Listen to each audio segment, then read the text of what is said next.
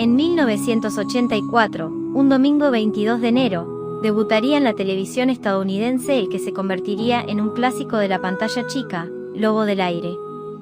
Con shows como Los Magníficos y El Auto Fantástico en NBC, la cadena CBS no se podía quedar atrás.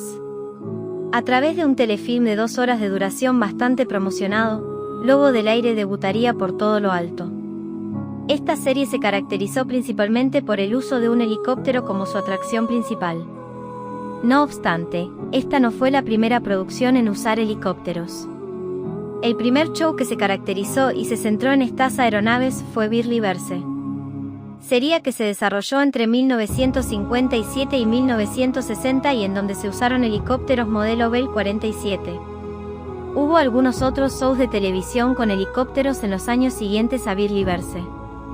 Sin embargo, no fue sino hasta más de 20 años después, con el éxito de la película Relámpago Azul, que habría un resurgimiento de los helicópteros en la pantalla chica. Donald P. Bellisario ha sido el creador de series muy populares como J.A.G., El Hombre Cuántico y Magnum. Y justamente en este último es en donde tuvimos el primer antecedente de lo que en meses posteriores terminaría siendo Lobo del Aire. En Magnum, en el episodio 20 de la tercera temporada para ser exactos, Bellisario jugó con la idea de las aventuras de un piloto de combate como parte central de la historia. Y de hecho este capítulo fue tomado como una prueba para lo que iba a ser una nueva serie de televisión. Sin embargo, este proyecto jamás se concretó. Más adelante, impulsado por el éxito de la película Relámpago Azul, Bellisario retomaría esta idea y el resultado final lo estás viendo ahora mismo. La estrella del show, lo que todo el mundo quería ver, sin duda alguna era este sofisticado helicóptero supersónico equipado con armas y tecnología a más no poder.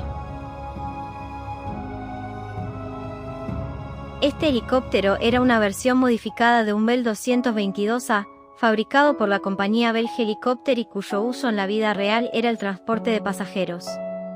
Aunque su fabricación estuvo destinada principalmente al uso comercial, este helicóptero también tuvo una que otra participación a nivel militar en algunas partes del mundo, como por ejemplo en Albania, en donde estuvo de servicio hasta el año 2001. También estuvo presente en algunos países de Latinoamérica como en Uruguay en el año 1998, aunque de manera casi fugaz. Asimismo también llegó a ser evaluado en las aviaciones navales de países como Ecuador y Chile. Lo que llamó la atención de este modelo y lo que lo llevó a ser elegido como la aeronave ideal para el espectáculo fue el hecho de que su diseño fue completamente revolucionario para el mundo de los helicópteros en aquel entonces.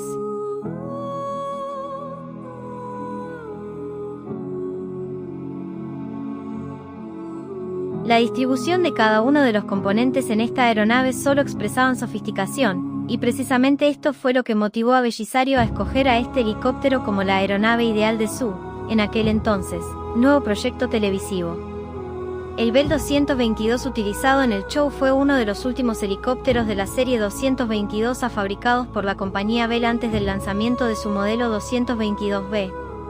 Evidentemente, antes de ser utilizado en la serie, este helicóptero tuvo varias modificaciones, como la ametralladora o el motor turbo. Todos estos cambios fueron diseñados por Andrew Probert, personalidad que a lo largo de su carrera ha contribuido en los diseños de figuras icónicas e inolvidables como el equipamiento del DeLorean de Volver al Futuro, la nave Enterprise en la película de Star Trek de 1979 o el diseño de los Cylons en la clásica serie de 1978 Battlestar Galactica. La insignia de vuelo también fue diseñada por Probert. Básicamente este elemento distintivo era una representación de la frase lobo vestido de oveja, y es que el helicóptero a simple vista podía pasar como uno común e inofensivo, pero que detrás escondía todo un armamento mortal, es decir, un lobo vestido de oveja. John Michael Vincent y Ernest Borgnine fueron los actores elegidos para protagonizar esta serie. Vincent tenía hasta entonces una carrera actoral diversa, participando en series, telefilms y películas de la época. En el cine se le pudo ver desde protagonizando una película de Disney como El Hijo de la Jungla de 1973 hasta actuando en películas de culto como El Verano de mi Juventud en 1978.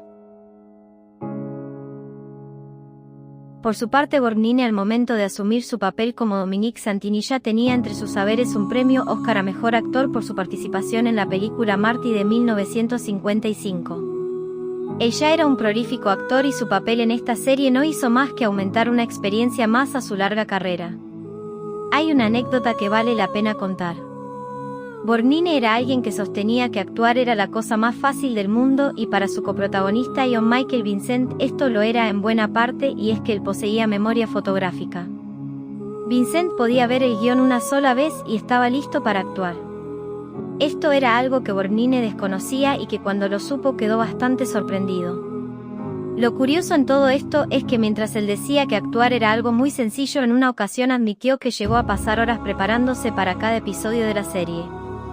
La serie comenzó como un thriller de espionaje que involucraba a rusos, terroristas alemanes, criminales de guerra, agentes renegados y básicamente todo tipo de mercenarios. Los matices entre la acción, el drama, el humor y el misterio fueron el sello característico de la serie en su primera temporada, muy a diferencia de otros shows como Los Magníficos o El Auto Fantástico, que claramente estaban destinados a un público más familiar. Si bien su éxito no fue tan grande como el de estas series, sí que fue suficiente para amasar una cantidad de fans que esperaban mucho más de Lobo del Aire en su segunda temporada. No obstante, al terminar la primera temporada las cosas iban a cambiar, y no necesariamente para bien. Con el fin de aumentar la audiencia, el estudio quiso cambiar elementos de la serie para volverla un producto familiar, para lo cual se deshicieron de las oscuras historias de espionaje internacional y las reemplazaron con historias más nacionales y orientadas a la acción. También se le quiso dar un atractivo femenino a la serie e incluyeron un personaje como tal a cargo de la actriz Jean Bruce Scott. Lamentablemente los cambios no tuvieron el éxito esperado y por el contrario terminaron degradando la serie.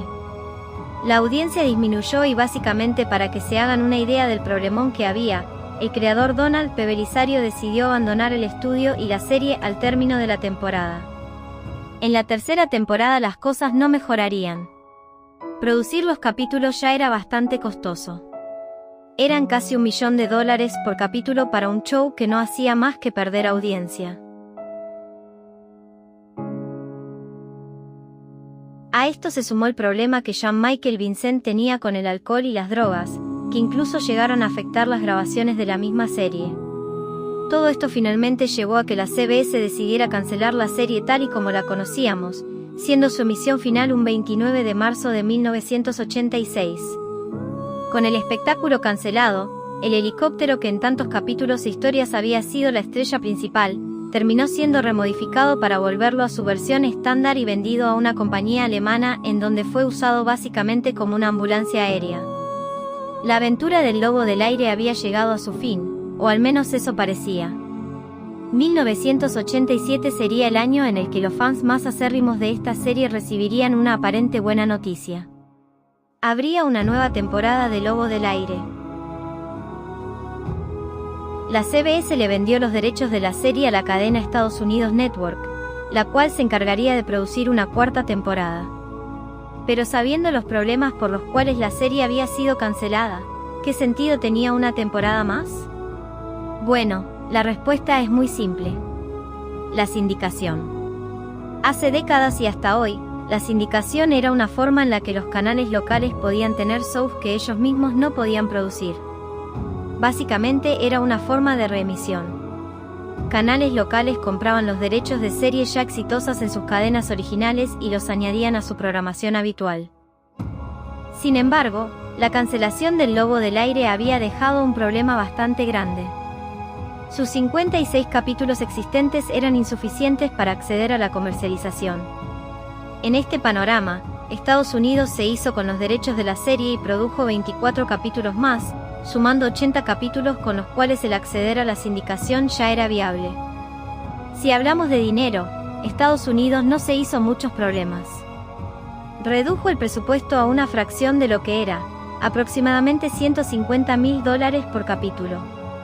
Cambió a todos los personajes, movió las grabaciones a Vancouver, Canadá, en donde era mucho más barato producir los capítulos que en comparación a los Estados Unidos.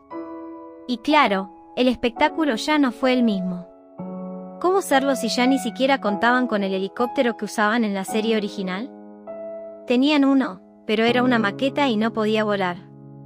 Las escenas en las que se le veía volando eran solo escenas recicladas de la serie original. La cuarta temporada fue, en efecto, un desastre y mató la cierta posibilidad de revivir el show. Pero después de todo, ¿qué pasó con el helicóptero, con el auténtico lobo del aire?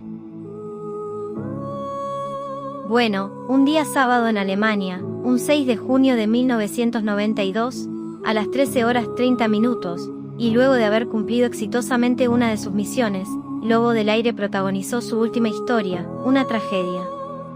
El helicóptero se encontraba volviendo a Berlín, pero lo sorprendió una tormenta y terminaron chocando contra una montaña. Tanto el piloto como el médico y su asistente perdieron la vida en el impacto. Lobo del Aire fue un gran show. La figura imponente del helicóptero supersónico capaz de hacer lo imposible, sumada a personajes e historias interesantes, hicieron que este espectáculo sea siempre un clásico.